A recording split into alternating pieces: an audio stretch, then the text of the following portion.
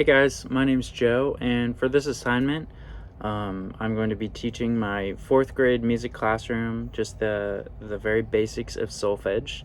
So the first 5 scale degrees with the hand signs, which is do, re, mi, fa, sol. And just before they even walk in, I would start by putting up a visual aid just in my classroom to be there all the time, which would include the hand signs and the letters of the names of each sign in order, so that the students can always refer to it no matter where we are in class, just because solfege is such a commonly used just resource in the music classroom. And so as students walk in, I'm starting off the class by just explaining kind of what solfege is as a whole, and then beginning with what is solfege and how it refers to the notes in a scale and in a key. And so right at the beginning, there's already kind of some chunking, because solfege is a term in itself, but also do is a term, and it's a part of solfege and how that works.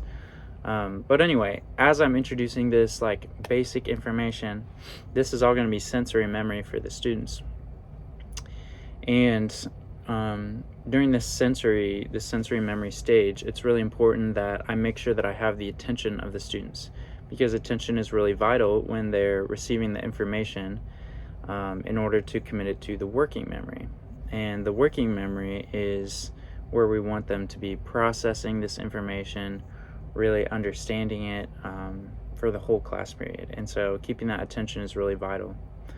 Now, once I get into the working memory stage, and I feel like, okay, they have a basic idea, and I'm trying to cover the chunking, and I'm giving repetition, I'm also going to include other forms of elaborative rehearsal, because ultimately I want that working memory to be committed into their long-term memory.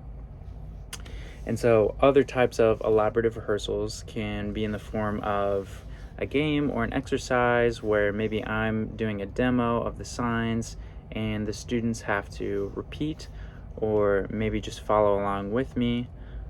Also, I think putting notes on a staff up in front of the class and just associating, okay, this is do, and this is the note for do, and this is re, and this is the note for re.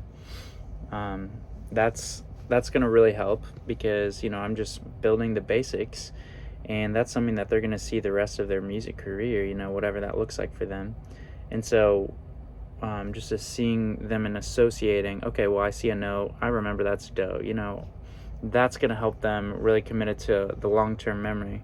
That information will be kind of brought back once they see the associated visual aid. And so that's an important. And then long-term memory, just later in in multiple class periods after that, it's not learned in one class and then they remember it forever. So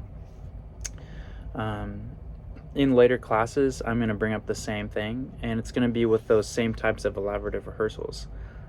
So if I did it with an exercise, we're going to do the same exercise, because that's what's going to bring back that associated learning and that memory. And then doing that multiple times, asking the students to recall before I remind them. And so, really recalling on that previous knowledge that they learned before, to ensure that they really are learning it. And that's how you teach something. That's how students learn. And it's important to just know that at any point students may not be learning, whether it be a failed elaborative rehearsal or lack of attention, whatever it is. Just as a teacher, knowing that I'm providing the tools that the students need to learn, and then assessing. So yeah, that's my assignment. It's been great. Thank you.